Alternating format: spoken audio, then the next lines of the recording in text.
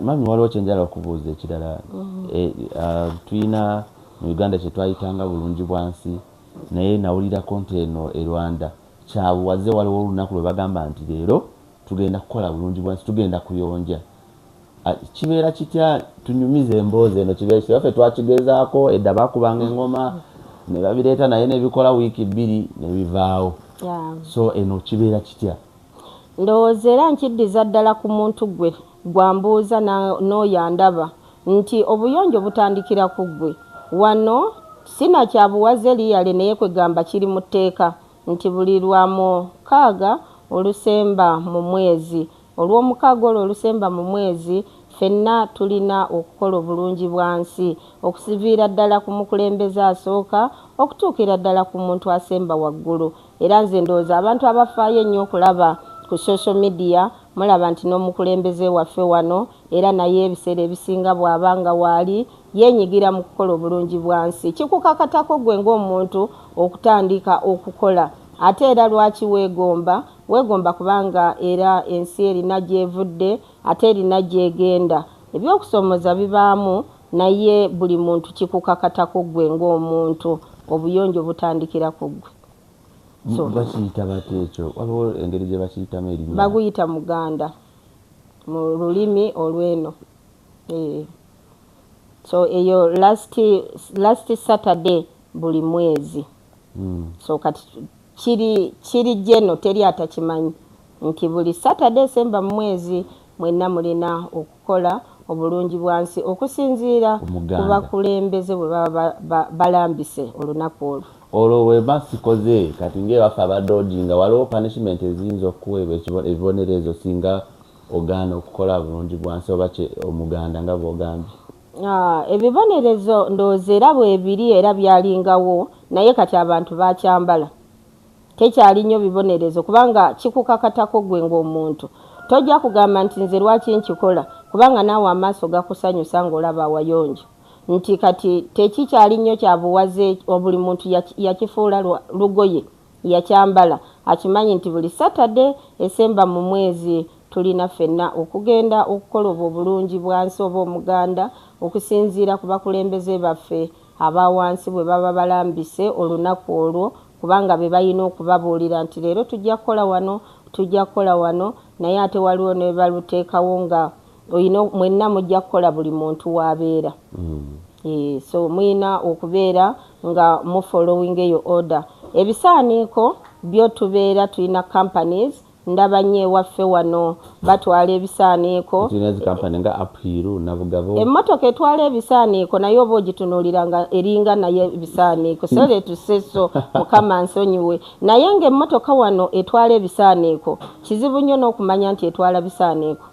Ebeera very clean, ebeera eri very fenced. Nze ndowooza abakulembeze baffe bangi bajjako wano. Ze waffe zitwala bisaaniiko ne bigenda nga bitonnya ku awantu wonna. Naye nze ndowooza naawe weerabiddeko wano. Sirowooza nti olinawo wasanze n'oyimirira n'ogaa nti wano nga ndaba nga awaayisa amazzi naye ng'ate era okirabye ekibuga nti kiyonjo. So emmotoka ezo baziteekako okubanga ne bw'aba etwala kasasiro tosobola kugiraba nti etwala kasasiro. Ate era tusasula buli mwezi ezo companies tuziwa ssente naye ate tojja ziwa ssente gw'oleete n'ebisaaniiko ebigenda nga bikulukutamu amazzi. So balina police nti ebisaaniiko ebivunda tubyawulaku ebyo ebitavunda. Kati ebyo ebivunda era bo bennyini ababitwala bamanyi we babiteeka. Osobola n'okubisigaza ng'olina awantu awalungi w'obiteeka n'okola manure naye ebitavunda era byo ogenda obiseparating nga tetubiteeka wamu. Naye bwe tutuukako ewaffe buli kintu kyonna bakiteeka wamu. Simanyi ndowooza kitandikire ku buli muntu. Tetujja kizza nnyo ku gavumenti kubanga gavumenti nayo oluusi ebeerako byekola naye ate ggwe omuntu bw'olongoosa ewuwo nze ndowooza buli muntu ajja kukulabirako agambe nti wa Godfrey nga ndaba wayonjo neiba wajja kuswala. Kati bw'alaba ng'ewuwo wayonjo n'alaba nga walika ettaala ku kkubo ku fensi konna ndowooza watambudde ng'olaba konna kuliko amataala bulungi. Kati gwali mu nzikiza naawe okwatibwa ensonyi. Gwali awantu wawacaafu naawe okwatibwa ensonyi. Tonalaba ku mazzi gakulukuta. Nze sirowooza nti kibuga kigali tetukozesa mazzi naye nze sirowooza nti tewalabyeko ku mazzi gakulukuta.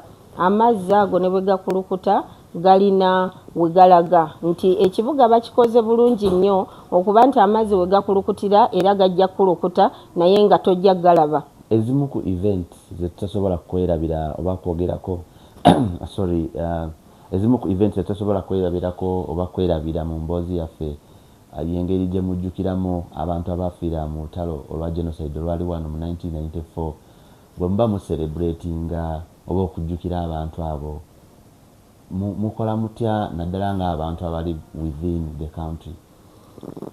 Kati ekyo mu bimu ebibeera mu wano we tuwangaalira olwo olunaku tulitwala nga lwa nsusso nnyo oba nga lunaku lukulu nnyo. Ffenna tugendera, nze nkugambye nti e Rwanda bw'oba onoonyumirwayo tambulira ku mateeka kye gakugamba. Etteeka bwe liba nga likugamba nti olwaleero tuyimirira, munnange yimirira. Naye olwo olunaku ffenna tulukwatiza wamu ne bannaffe. Nze nzijukira ekiseera ekyo nali nkyali ku ssomero. Nzijukira twagendanga ne mu katale okugula ebyennyanja nga teriyo abigula. Kyannaku nnyo, ndowooza oyinza okuba nga watambuddeko naawe n'otuukayo. Abantu bangi baafa, abantu bangi nakati bakyalina obulumi ku mitima. Naye twebaza Mukama ate ne twebaza nnyo abakulembeze kubanga si kyangu okulaba ensi eyayitamu omusaayi omungi, eyayitamu amaziga amangi, eyayita mu nnaku ey'ekitalo okulaba ng'ate eri waggulu nga bwe tugiraba. Ekyo kisa kya Mukama. Era ebiseera ebyo ffenna twegattira wamu ne baganda baffe abali wano, ffenna ne tugendera wamu okusinziira ku bakulembeze kye baba batulagiridde. Ebeera wiiki nnamba tugimala nga tumooninga. Era bakulagirira mutambulira ku ndagiriro z'ogwo olunaku oba eyo wiiki nga bwe baba bagirambise. So kyannaku nti abantu baakola bye baakola, naye ate munnange era twebaza Mukama ne twebaza n'abakulembeze abasobodde okuyimirira ne basobola okulaba nga abantu baddamu ne baagalana ne babeera bumu ne bassa kimu ne balya wamu ne batambulira wamu. Ekitiibwa n'ettendo tukiddiza Mukama era ne tusabira n'abakulembeze baffe obuwangaazi. Nze ndowooza watambuddeko tewalabyeyo ayomba, tewalabyeyo avuma munne, tewalabyeyo akaaba, bonna basanyufu. Naye ng'ebyo byonna tubyebaliza gavumenti kubanga gavumenti ye yateekawo okugatta abantu ne bagamba nti ebyaliwo byaliwo, tetujja kubyerabira, tulina okutambula nabyo, naye ate si bye tujja okubeerako. Oyina okugenda mu maaso ate n'osonyiwa nebyaliwo n'osonyiwa ne mwegatta. Era ndowooza abantu bambi beegatta, naye era ekyo kisa ne Katonda akozesa abakulembeze ne basobola okubanga n'abantu baagala bannaabwe kubanga kyali kibi nnyo. Ffe twabirabanga ku TV nga tukyali baana bato nga tukyasoma, naye bwe twajja wano ate ne tubirabira ddala kubanga waliwo by'otaalabye osanga ndowooza tewatuuseeyo, naye nga ensi yonna abantu baakola ekikolwa ekyo ekibi ennyo ddala.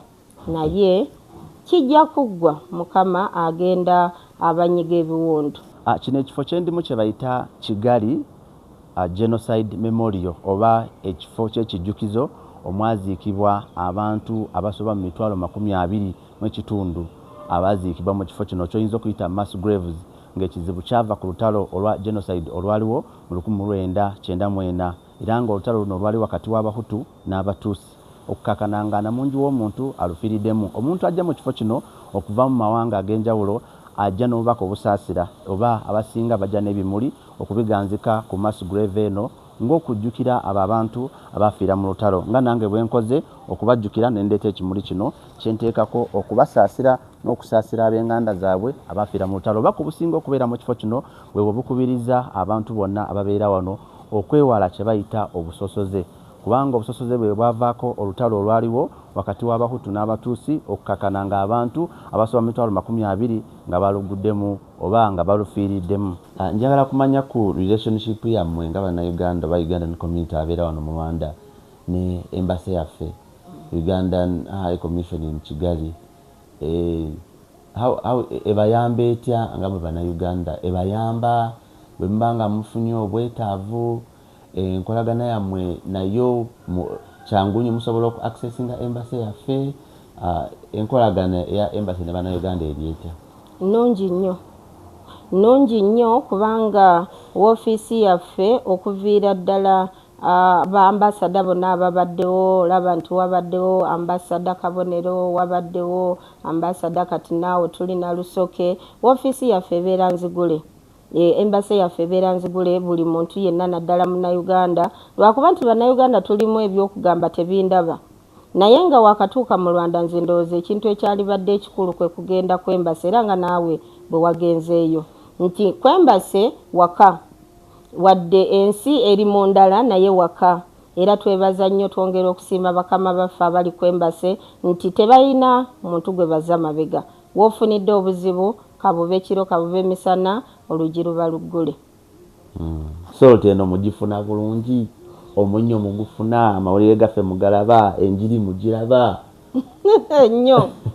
Salt TV tugiraba, era kantwale n'omukisa guno okwebaza management yonna eya Salt TV okusookera ddala ku bakulembeze ab'oku ntikko, Pastor Bujingo ne Madam. Tubeebaliza nnyo ddala, mwebale kutubeererawo, mwebale kutusigamu ensigo ey'ekigambo kya Mukama. Nze emabega yonna Katonda nali mumanyi, naye si ku level gye ndiko. Pastor ayongedde okutuzimba mu okwagala Katonda, kubanga buli kyayogera akugamba nywerera ku Mukama. Buli dakiika 2 akugamba nywerera ku Mukama. Buli dakiika 2 akugamba nywerera ku Mukama. So tulina okumwebaliza ddala Salt TV. Salt TV nze ndowooza okuviira ddala mu COVID nti twali mukimanye byonna bye twayitangako ku COVID, twatuukanga nga tolina wakulaga, nga tolina kyakwogera, nga tolina gojja kubuuzaako. Naye twagumira ku Salt. Pastor weebale butakoowa, weebale butatuggyako mukono. Tusaba Mukama ayongere okukuwangaaza, ate ne tukusaasira nnyo ebyakutuukako. Wenna we twali twanakuwala, naye ate ne twongera okusaba Mukama ayongere akuwangaaze, akuwonyeze ddala kuba yakulekawo olw'ensonga. So Salt TV nze ng'omuntu enkozemu omulimu munene nnyo ddala. Abakimanyi bakimanyi, abawangaala nange bakimanyi nti ye TV gye nteekako ne banga sijja kuswala, nga sijja kugamba nti mugyeeko TV eyo, oba waka abaana we bali oba tebaliiwo, oba oyina omugenyi oba toyina mugenyi. Kubanga tetugambye nti oba TV endala ziraga ebyesittaza, naye nze nasalawo nze ng'omuntu nti ye TV gye ngenda okuteekako obulamu bwange bwonna okutuuka Mukama lwali nzijulula. Unless wano e Rwanda ngikyusa nga waliwo nga government functions, kubanga tulina okulaba ebitambula mu ggwanga. Naye nga si ekyo, nteekako Salt TV okuva ku makya paka ate lwenyinyuka. Mulimu gundi programs ze nsobola okuteekako nnyo omutima. Program esooka y'ey'okumakya eya Muzeeyi Ssenkubuge, abatubuulira ebintu ebitambula, mutulaga omusunsuzi, mutulaga ekibuga bwe kiba kiri, mutulaga wali jaamu. Mwenna tubeebaza, balipoters mwenna tubeebaza, kubanga ebyo ebintu tubiraba ate nga weetuli wano. Twongera okulaba okusaba lunch hour. Eyo yo siyinza givaako. Sometimes mbeera busy, mbanga siyinza oluusi kuwulira kigambo kya Mukama, naye ate bwe mbanga mpumuddeko era njiraba, oba nteeka ku simu nenjiraba lunch hour. Mukama ayongere Pastor okukozesa, ate ayongere okukunywereza ddala, kubanga oleesa abantu bangi eri Mukama. Kati program endala eyinza okutukwatako ennyo yeya Church Girl. Kati nga bw'okimanyi nti ffe tuzaalidde eno, abaana baffe bakulidde wano, abaana buli lwalaba Church Girl nze ndowooza nti mulimu munene nnyo. Uganda ndaba nti eriyo ekisaakaati, nabano nabatwalangako mu kisaakaati kya Nabagereka, naye kati tulina ekisaakaati ekitusanga gye tuli, nti babuulirira abaana empisa ennungi, okutambula n'abazadde mu mpisa ennungi, ate nga batambulira ku mulamwa ogwa Katonda. Mukama ayongere okubakozesa. Endala programu gye nnyinza okuga nti nayo siyinza gibuusa maaso ye programu eya Mutebi Unveiled Experience. Kale yo etukozemu omulimu mulungi, era Mukama Mutebi ayongere okumukozesa, ayongere okumuwa amagezi. kubanga programu nyingi zesijja kuvaayo nazo nzogereko kubanga nze njibeerako 24 hours naye eriyo programu eya haji bannange eri programu yakwata abantu omubabiro abantu bonna ndowooza bajjanga ne batuula nga baagala kulaba n'atasobodde nga kubira essimu ego ng'akukubira essimu n'akubuuza mama Jackie bituuse wakati bannange haji afunye justice kwegamba kyali kiri mu girasi nga buli muntu yenna akiraba simanyi bwe kyaggwa naye nga twebaza nnyo Mutebi ne Salt Media at large nti bayimirirawo ne balaga amazima omwami ono ne bamununula ne bamujja mukomera kubanga abaami bangi oba abantu bangi nga situwese n'abaami ababeera mu mbeera eyo naye nga tewaliwo abawugerera nga teriyo abafaako naye nga kyetuba twetaaga ge mazima nti abantu abasinga bafuna okusoowagana naye ate oluusi amazima ne gabula ate awo twebaliza ddala Salt Media amawulire gaffe mugalaba amawulire era tugalaba nti nze sijijjaako amawulire go ngalabira ddala kati ate amawulire bwe gavaako ng'ogalese ku bbali waliwo ekiyitibwa omusingi kale nze njagala omusingi siyinza kugukoowa last time nalaba waliwo programu eyaddako okwaliko Mami Makula kwaliko Pastor Bujingo kwaliko n'abaami besaakwata nnyo bakanso nendaba nga ate omusingi sigulaba wamma nempulira nga nenyamiddemu neŋŋamba ate kati pastor ate nagenza okulaba nga omusingi gukomyewo kale I'm so happy omusingi ng'omuntu gunyambye okukula mu mbeera ya business nti tayogera bya Katonda byokka naye atukubiriza n'okukola era ndi mukyala mukozi era nenyumiriza nnyo mu kukola naye ate ne pastor ne mwebaza nti ebiseera ebisinga bwakuzaamu amaanyi omanya nti sirinzekka omanya nti abantu bonna balina okukola kale mukama pastor mutuwangaliza so nga tusiibula njagala otubuulire olunyalwanda waluyiga ologera kubanga obufuvu tudde wano Oluganda nenga abanna otubuulireyo abantu webazeeko ku bantu abalala ba Soul TV bakasitoma bo ate oyongere obalagirira nawawooli mu Lunyalwanda abantu Bannayuganda baagala kuwulira ng'oyogerako ku Lunyalwanda kubanga ofubutudde Oluganda lw'olwenkoko ngerera n'olumalayo. Okay, nga bwe bagamba nti agiddamu tagiwoomesa Ekinyarwanda sijja kukyogera 100% banansonyiwa bakiwulira kubanga lwe lulimi oluzibu Olunyarwanda luzibu naye of course olw'okuba nti lwe tuwangaaliramu era nina okulwogera so kati ongambye mbuzeeko ku bantu bembeera nabo mu lulimi olw'eno. Yes. Kati tuli ku ssaawa ya kumakya mbalamusaako tugamba nti mwaramutse muraaho mumeze mute Imana ishimwe. Ishimwe cyane. Ndavuga ati mbonye chance y'okuvuga kuri uyu munsi muri iki gitondo umunsi wa none turashima twongera gushimira ubuyobozi bwiza turi kumwe nabo cyangwa ubuyobozi buturinze nabivuze mu Kigande at first ariko turashimira ubuyobozi kuva ku muyobozi wa mbere kugera ku muyobozi we hejuru ari we His Excellence the President. So turabashimira kubera ko as Ugandans tuba hano mu Kigali tuba mu Rwanda I for one hamaze igihe kinini murabizi abanzi munzi neza so ndashima atari mwebwe sinari kubaho.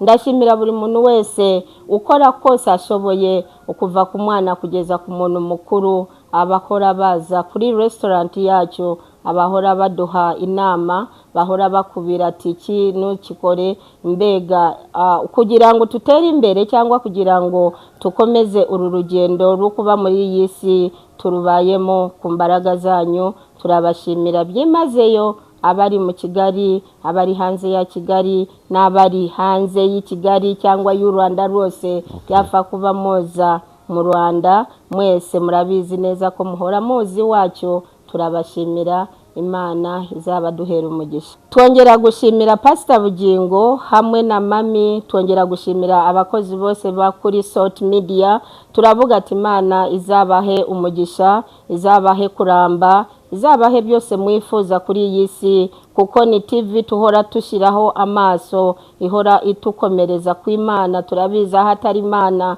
nago twabaho so Imana izabaduhera umugisha ibahe byose mwifuza. Na yanje nitwa Nampijja Pauline, nitwa Mama Jackie. Mwese benshi baba i Kigali mwese munzi kubandi Mama Jackie. Mama Jackie yavukiye hano, so niyo mpamvu iryo zina ryakomeje nitwa Mama Jackie. Ndababiye ko hari n'iry'ikinyarwanda hari izina rya Kinyarwanda mfite, nitwa Mukantagara Veronica.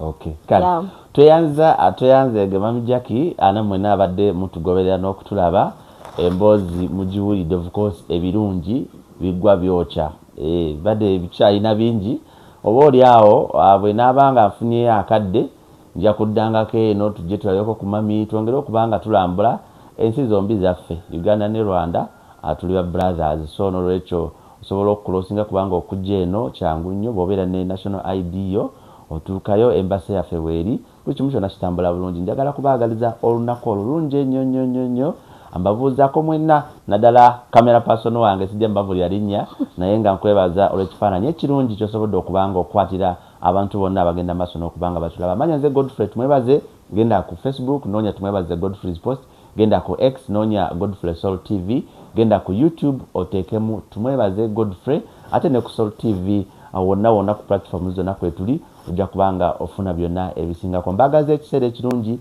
mubeere bulungi, mweraba.